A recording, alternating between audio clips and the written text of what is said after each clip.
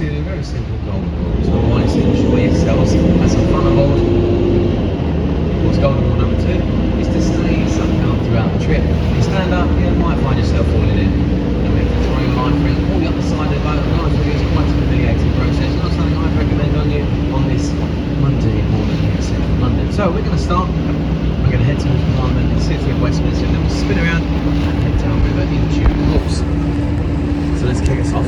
On our right hand side, just going to pass it up without as far as the hotel, a rather fancy hotel area. That far turret on the far right hand side, you can see there now, it's actually where the very idea for MI6 was first founded back in 1909.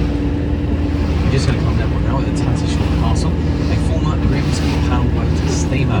This used to be an art gallery for an entire year. They tried a social experiment to turn it into a pub for one weekend to see how it would fare amongst the public. Within that one weekend of it being a pub, it made more money than the entire year as an art gallery. They decided a no-brainer, they get a permanent fixture on 10th Street and watch the world go by. We've got there the RAF monument, the Golden Eagle on our right there. Now this is to commemorate the pilots who lost their lives from 1918 to 1923's air battles. And the beak of the eagle supposedly points in the direction of Dunkirk.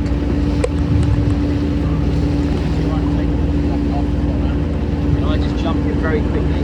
You take your life jacket off first. Oh, you sure? Got you.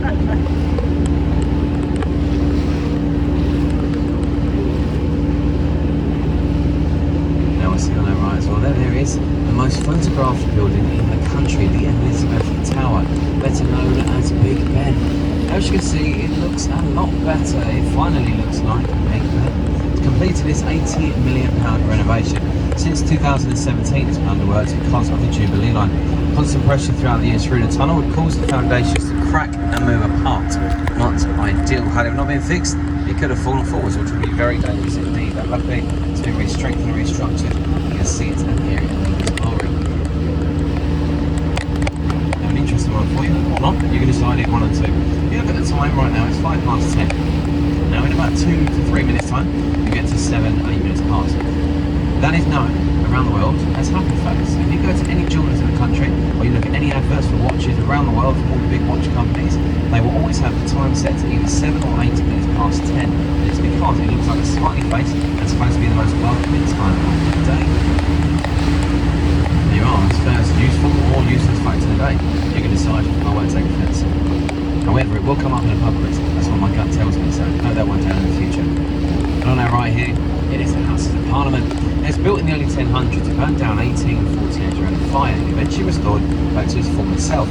That's where politicians gather together and discuss all the topical issues here in the country. And they're discussed inside the House of Commons, represented, of course, by those two colours, green and red. Green, of course, being the Commons, represented as well behind you by the green of Westminster Bridge. Red being Lords, represented in front of you by the red of Lambeth Bridge. Your two coloured bridges, your two seats inside the Commons. You've also got the tower there, the 4 spires at the top there and the crowns on top, and it's Victoria Tower. That's the most important building in the country. The reason why, inside there is every single law ever written in the country.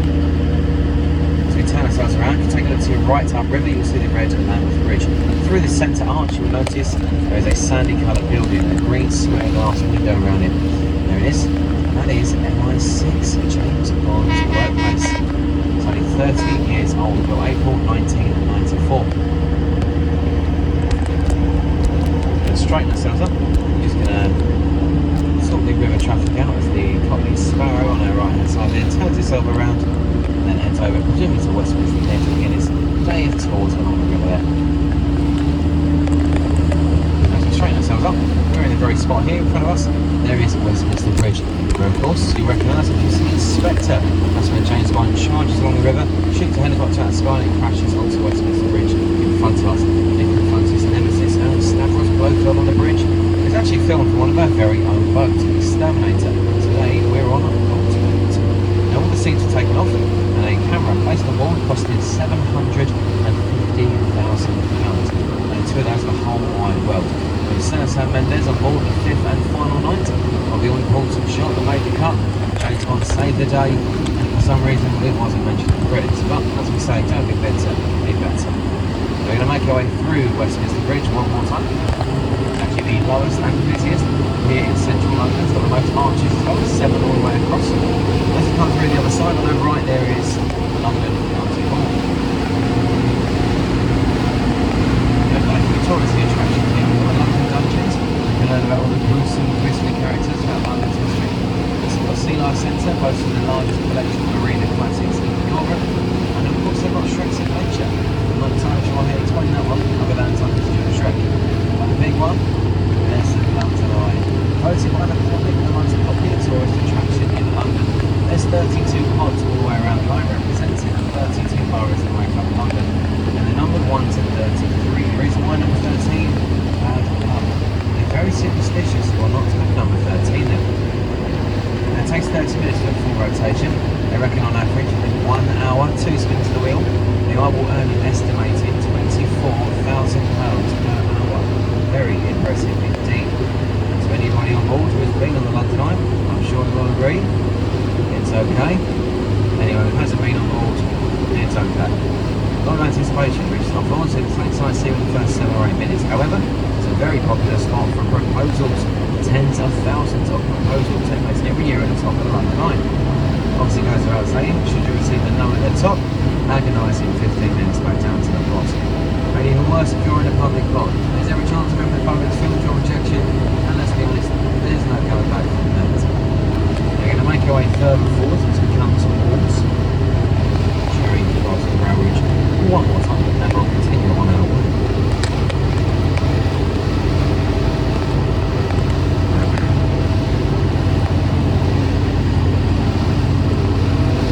Also notice on the right hand side as well there, we have Jubilee Gardens. Now, there's a big summer hotspot. Obviously now the summer is finally finishing way over into the autumnal season in September. There's a few live music arenas and pop spot arenas, but outdoor areas now as well. But speaking of arenas, just below the frozen under this spot, you can go watch some live music and concerts in the night times here in London. We're going to come back through Charing Cross and Rail Bridge one more time. As we come through the outside, you see on your left is a white building, green at top floor. That is a Savoy Hotel. It's one of the most expensive hotels in London. One night in its most expensive room, the Royal Suite, £19,000 per night. So for just under £20,000, you get your own personal chauffeur and your environmental chef. Most recent resident of high-profile status to stay in the Royal Suite, none other than Taylor Swift. Whilst doing an 8-day residency at Wembley, just stay there in the Savoy to their favourite place and stay in London.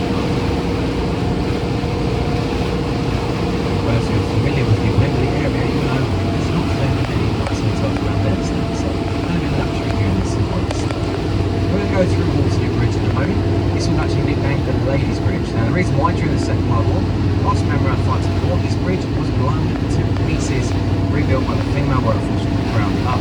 It is the only bridge in the history of bridges in London built in record time and also built under budget. So ladies, first. Make our way through in a moment. Got a bit more traffic ahead of us there. This on Eden. Presumably it's going over there to Queen Street Moorings.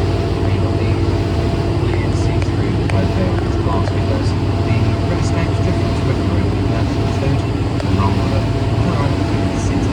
Now there on the right though is right around the place in the city, the National Theatre. Now the National is one of the largest theatres in the city. There's 3 theatres inside it. Largely the 3 is the Levier Theatre named after Sir Lawrence Olivier. There's also a very building King Charles himself said is the ugliest thing he's ever seen. That is quite a statement. However, it does look a bit like a car park, so I can kind of understand the comment. I can promise you a lot nicer on the inside. Speaking of odd-shaped buildings, there in front of us is the City of London. There's tons of odd shapes. We've got the walkie-talkie, the scalpel, the galloping, the cheese grater. Anyone unsure of whatever that looks like, just look for what you think it looks like. Walkie-talkie, the scalpel, the galloping, or cheese grater. They're very simple Londoners. We may buildings are what we think they look like. For example, behind the Oxford Tower, you see that glass building with the curve on the side. That one we like to call King Arcash. It's actually one black price. Not enough sharing marks on the market. The very top floor penthouse currently on sale right now at £23 million. Is that pricing? Rumored to include a lift that takes off cars at the very top floor.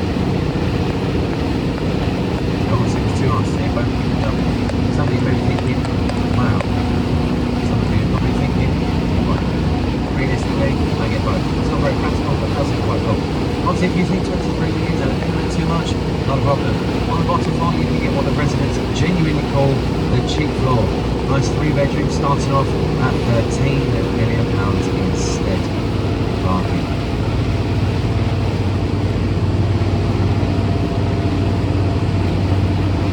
Further forward as we approach the city of London, you see on your left hand side shortly St Paul's Cathedral making an appearance. Now St Paul's was built just after the Great Fire of London in 1666, built by a man named St Christopher Wren. It actually took him 35 years to build St Paul's Cathedral due to machinery in the 1600s being nowhere near as advanced as it is nowadays. So it took a lot more manual work to rebuild it from the ground up. So for those of you who may have seen Harry Potter, you'll notice where they go up the divination stairwell, they go up the classroom, or go up the classroom via the divination staircase. It is the very staircase inside St Paul's Cathedral they used for that film.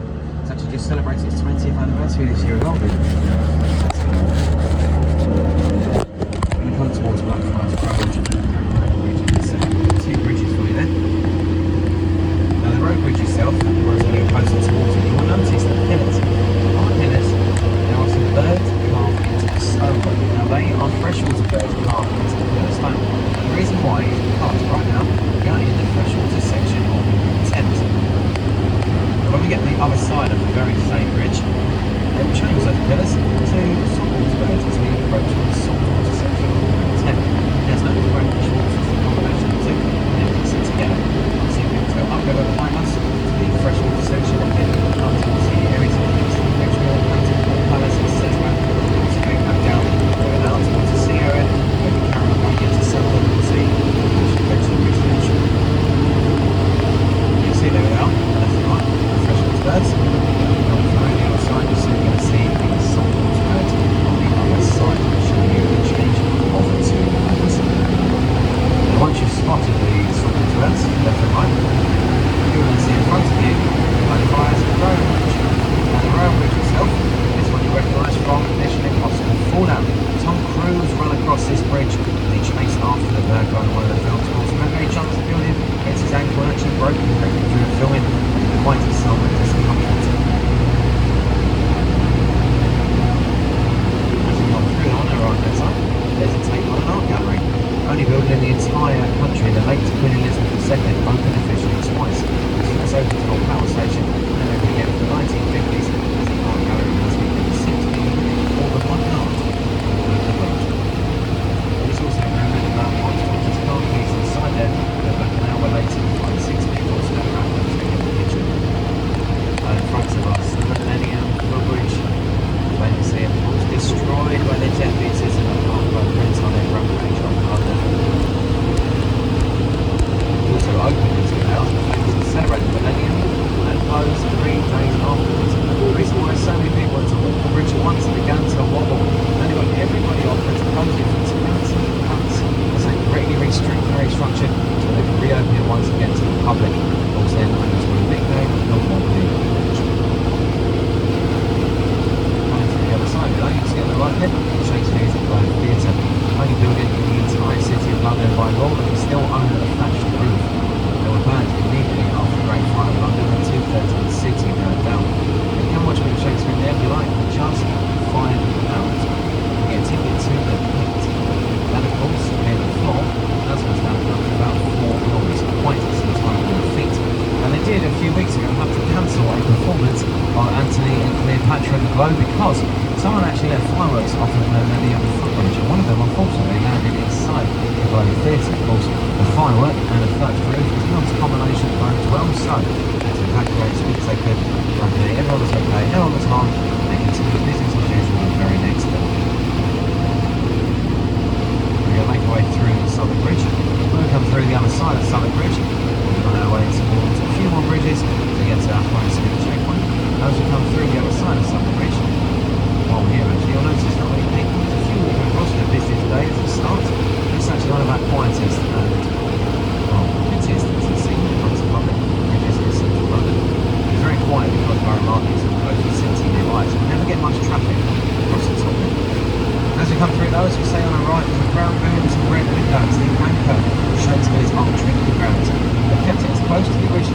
was opened in 1615 as historically possible.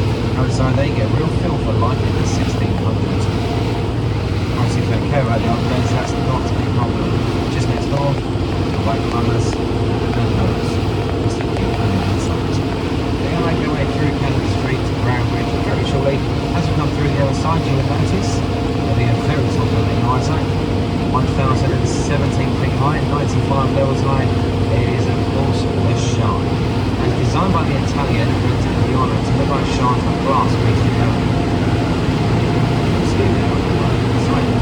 Now, this is the 50th tallest building in the world. The tallest in the world is actually the Burj Khalifa in Dubai. To give an idea how tall that is, take a look at the top of the Shard.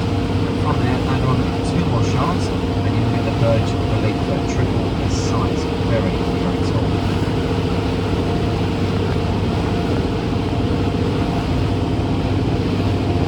Make your way to the bridge, and this one is not our first in our time. It's actually the 4th installment of London Bridge. One was burned down, one was fallen down. One was famously sold to Robert McCullough, the multi-billionaire businessman, and purchased this auction in 1973. The reason why we had to sell it firstly is because the foundations are too light amongst the ever-increasing amount of traffic. There's fears of breaking and falling to the water below. So, the decision was made to sell the bridge, raise funds for a new one. Army, Robert purchased it, took it back to Thames, resided ever since, and along the years to rebuild. They've done the job.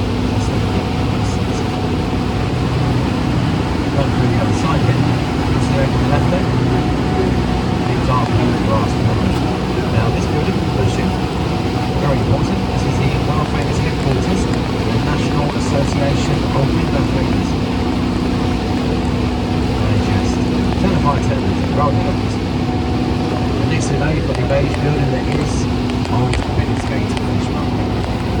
This was at one point the real heartbeat of the city. Now, of course, it is more commercialised. Things like business meetings and conferences take place. Occasionally, also the wine festival take place. It's also when Michael Caine started his very first job to go to fish market, when he got away under the film name at the time, Morris Little White. Of course, the stage name Michael Caine with Uncle Love and known for the city. Towards HMS Belfast. Onto us. HMS Belfast, an old warship, used in the late 1930s, was first commissioned in 1938, decommissioned in 1971, so it's even has been since. The artillery on board was fired during the D-Day landing was so strong throughout the ship, that actually cracked the spoilers to increase their compartment completely. There's also a liner, just like Belfast, you can walk around, have a look and explore the naval life. Designed in the same shipyard by Harvard from Portsmouth's Titanic when they involved in the island of Belfast shipyard. They also noticed on Sunday the camouflage pattern. This is known as Operation Dazzle. It was used to confuse German U-boats through the war. The idea apparently viewed it from distance to work out the size and shape and distance of the ship. On the left hand, there is the Tower of London. Nearly 1,000 years old, 1017 by William the Conqueror's sign of power. In his time, there were many executions, and the legend was famously beheaded in the town there by a French sword and her request. Whilst prisoners famously be kept there in their 50s, Molly and Richard Craig were kept there for failure to report to military duties. Also, before it was time for prisoners, the people that were executed, it was known as the Royal Menagerie. It was a zoo. Many animals lived there at their time. The condition was so poor, lots of animals sadly died as a result. And the remaining few were taken over to the London Zoo, our first officially formed zoo here in the city. Now, in front of us though is Tower Bridge, the only bridge, might I add, in the entire country with its very own captain in charge. The reason why? There's so many moving parts inside the bridge, it's legally insured as a ship, therefore must have a captain in charge. At the very top is a glass walkway, or known as a skywalk, introduced in 2014. Anyone feeling brave, you can stand on that glass, take a look at the view over your feet, and it is said to be very disorientating from the top, looking down to the bottom. You've got the bridge across the middle then, opens 364 days a year. There's only one day of the year it cannot open, and that is the day of the London Marathon. So if you fancy bridge on Christmas Day, why not? We're just going to come through the other side, get to high speeds very, very shortly.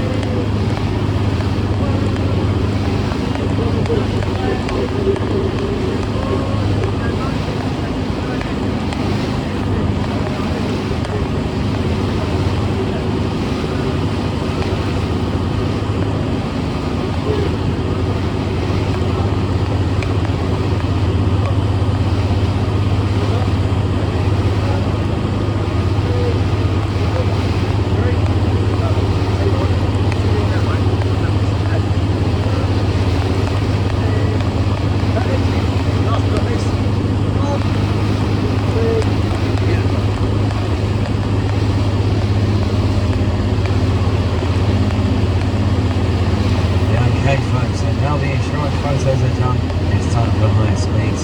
We're going to speed things up, shall we? So during the high speeds, of course, any point anyone at all feel uncomfortable, not enjoying themselves, that is tough. I'm joking, of course. Just put one arm high up in the air as high as you can, hold it there, turn to the back or slow the boat down, come in and check and move. Other than that, we're going to get to our high speeds in a matter of seconds, so sit back, hold on tight, we'll see you at our first checkpoint in Greenwich University.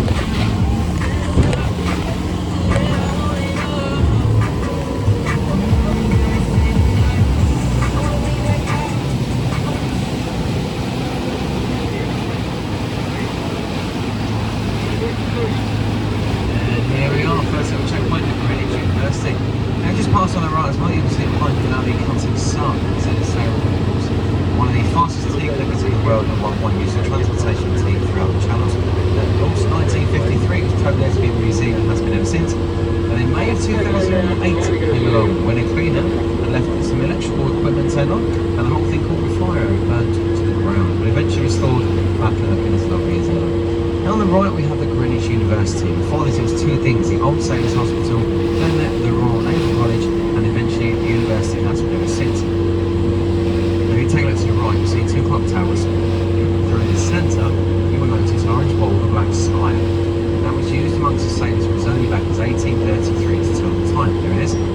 5 minutes to 1, that ball will go to the very top of the spire, and 2 minutes to 1, it will sit at the top then, and then 1 o'clock, the ball will drop down, the sailors will spot the ball drop, and they will set their timepieces accordingly. And they did this every single day, so much so, they made up the saying, and that saying was, keep your eye on the ball, which we've all heard of today. And in front of us, the Greenwich Power Station, the backup generator of the London Underground never loses power, they'll kickstart and repower the whole thing entirely. Now we're going to fly around the corner to our next stop on the way to the O2 Arena, and I'll tell you a bit more when we're there.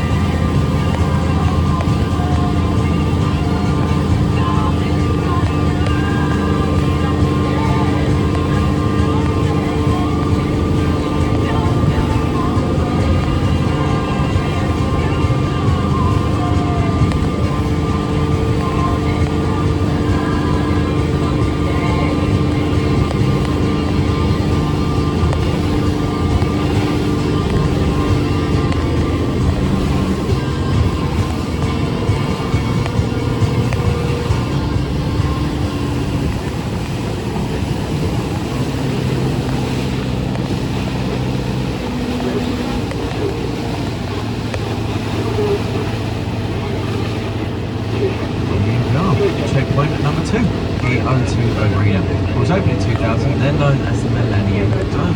It's a 22,000 seat venue, mainly used for music concerts. Pre-pandemic, it's one of the busiest in Europe. It's not to see every single night. Now, if you get to measure it from side to side, you mentioned the 365 metres, top to bottom, 52 metres. On top there, 12 yellow spires, all for days, weeks and months of the year. The blue line across the top there, up at the O2, you can climb a landmark, get some scenic views of the city. Another scenic option in front of you. The Emirates Airline cable car system introduced the 2012 Olympics. It takes you from the right hand side of the O2 all the way over to the middle of nowhere on the left hand side. And it immediately straight back over on your reverse. Another scenic route, nonetheless. Now we're going to fire around the corner to our third and final checkpoint, the Thames Flood Barrier.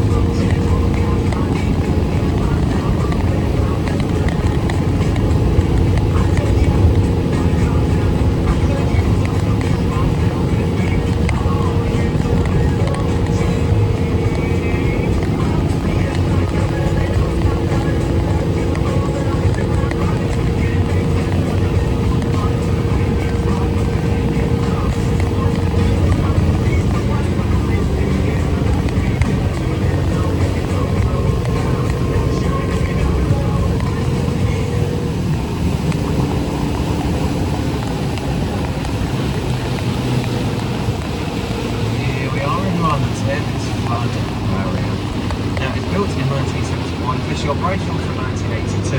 Second largest flood barrier in the world, second only to the Netherlands. It spans 520 metres across in length and is designed to prevent the city of London from being flooded by tidal surges. Now what would happen? Any big surges coming towards the barrier, these big semicircles would rotate around and the gate would come from under the water, up in the air and drop into what's called defensive position. To give you an idea of what it would be like, if you imagine a tube cut in half, that kind of crescent shape, that would be dropped in like a shield, and then of course the big surge will smash against it, breaks apart, and stays nice and flat. I'll explain a little bit more if we turn around the other side. Before that, on the right hand side, you will notice there's a brown building there, level box with some brown glass in the centre. That's a London VTS Control Centre, Vessel Traffic Services. They are the people who allow both permission through the barrier inbound and outbound. Now we was given our outbound permission back at the O2, just waiting on our inbound permission to go through one more time. And obviously if they say no, this is your plan for the rest of the day. Well, by the looks of it, we've got the green light, we're going to head through Delta span. As we came through a moment ago, Charlie span. They're all phonetic letters, Alpha through to Kilo. Now if you imagine that gate, as we said, dropped in defensive position with it being a shield, imagine that all the way across every single gate, that would be an emergency barrier closure. It would have to be very serious, i.e. causing an danger to the city of London. Since operations began in 1982, there's been about 210 closures. Recently it's happening a lot more often. Last year alone, it was predicted there'd be 3 closures throughout the year, and actually 37 emergency closures in the end due to the tides rising rapidly and the effect of global warming. Now we're going to pass through Delta Span. We'll get ready for a bit more high-speed action. Keep the last back to Tower Bridge. So sit back. We'll see you when we get there.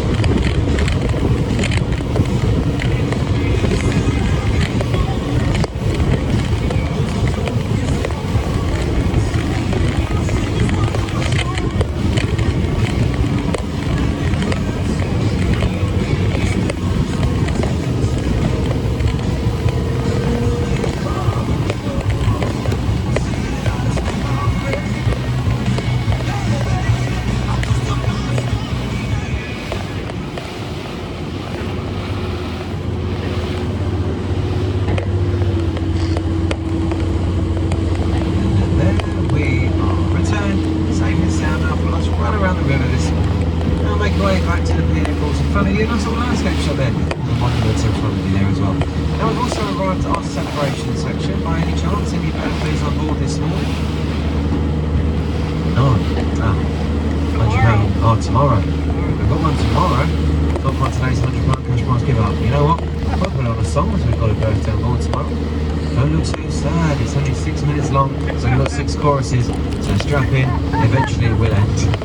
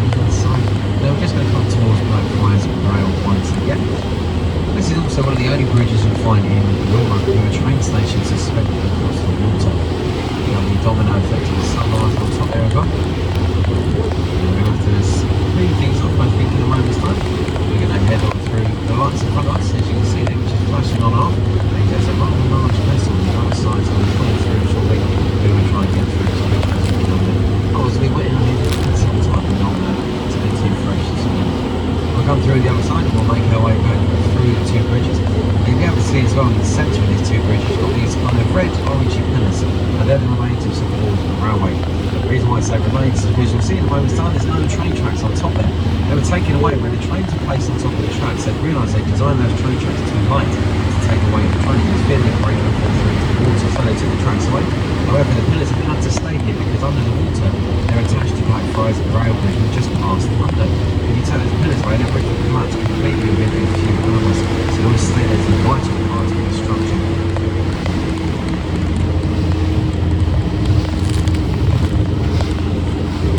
Your left hand side here as well, the Oxo Tower. Now the Oxo Tower, there's a massive court case involved in the Oxo Tower at one point due to advertisement issues. Now it's considered illegal to advertise on the River Thames, as known as a royal highway. People in the Oxo Tower, firstly, they wanted to advertise a giant neon Oxo sign all the way down it. They were told quite quickly no. So they decided they didn't like that answer. They wanted to advertise still, so they made a geometrical pattern. When they were taken to court, clearly advertising, they were asked why they were doing such. They said they wasn't. They said it was a geometrical pattern that coincidentally spelled Oxo. Obviously, we know this is ridiculous. However, the judge didn't think it was so silly. He actually sided with them. They won the case and they got to advertise as they have done ever since. As for the judge, of course, he got sacked. He was obviously laughing stuff on his community and to find another job rather quickly. Now, if you remember as well, the office on the Thames flag there in all its entirety, before that was in place, to use our tidal detection system to work out high tide, we used to use on the right hand side these green line faces. And when the water reached the mouth of that line, that was high tide. The actual saying was, when the line drinks, London sinks. Now obviously if the water went above the mouth of the line, they would know the tidal surges to get inside as quick as they could. Obviously now we've got the flood barrier in place, we're a lot more civilised. We're going to rely on looking at the lights along the water. We're going to make our way towards the final bridge in front of us, Waterloo Bridge. We'll just come level with Somerset House shortly. You'll see there the green dome in the distance and the flag on top there. And Somerset House, you can just make out on the roof, there's a square little patch there in the light brown colour. And that's actually boarded up because you might have seen the news recently, Somerset House actually caught fire. There's about 100 firefighters trying to tackle the fire, about 20 fire engines, but luckily no one was injured, which is a good thing it didn't burn down because that is a building where all of the UK death and birth certificates are registered inside that very building. If that did burn down, pretty much all of us would be non-existent. We would pretend to be whoever we wanted. That's an interesting one, who would pretend to be? We'll make our way through Waterloo Bridge in a moment. It's also made from Portland stone, this bridge, meaning it is a self-cleaning stone. When it rains, it will clean the bridge itself down the side. So that's why it looks a bit cleaner on the outside, obviously not so clean underneath it. I go slowly past the lifeboat station on the right hand side, there go out saving lives along the River Thames. We actually average about 700 call-outs along the River Thames saving lives. A very busy job for the people on the lifeboats.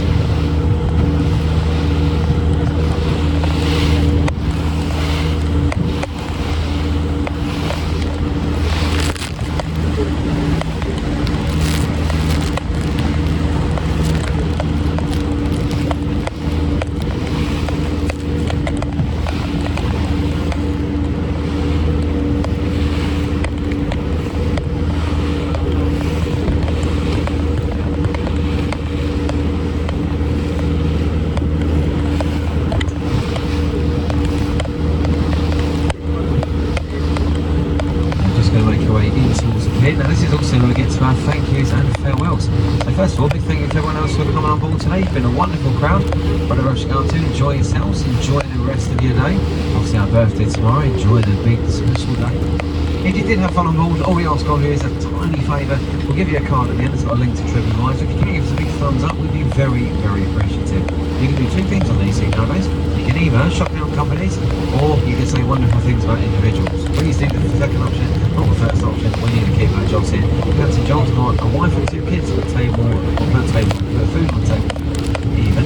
And I have got a big addiction to Bruce Springsteen all around the world. That's put me in a financial hole, and so I'm still yet to recover from. So do keep us in the job, please. Fuel my addiction. If you do enjoy sales, I think George, Jonathan, and Tryon here, obviously you can check